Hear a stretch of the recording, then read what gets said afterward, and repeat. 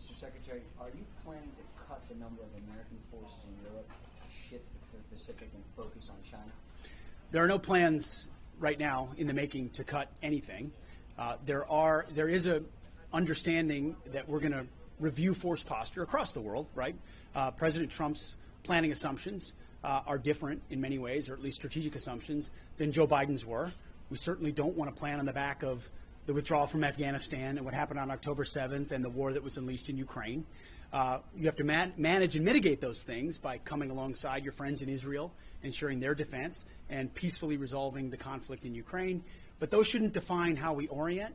And with hopefully a rapid peace deal in Ukraine, which the president is committed to delivering, we can then review force posture and encourage, as you're going to see tomorrow in Ukraine at the Ukraine Contact Group and the NATO Ministerial, we're going to have straight talk with our friends. This kind of urgency of this moment requires friends talking to friends about capabilities, about leadership, about stepping up, about burden sharing, and the incentives to say the European continent deserves to be free from any aggression, but it ought be those in the neighborhood investing the most in that collective, individual and collective defense.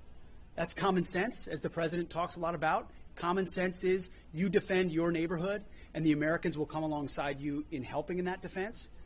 If and when that happens, and I believe it will, because of President Trump, most NATO countries are already close to 2%. We believe that needs to be higher. The president has said 5%. I think he's right. That's a reflection of a need to invest on the continent.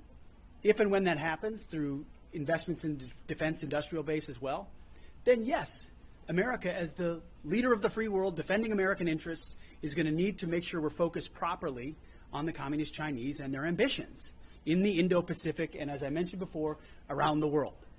So we would be remiss in not reviewing force posture everywhere, but it would be the wrong planning assumption to say, oh, America's abandoning something or America's leaving. No, America's smart to observe, plan, prioritize, and project power where we need to deter conflict. We don't want conflict with China. We don't want the president has ran on being a peace president, and he's delivered that. But being strong, peace through strength, is how you deter that. And we want to posture for that, just like we believe the Europeans, alongside our support, need to on the continent as well.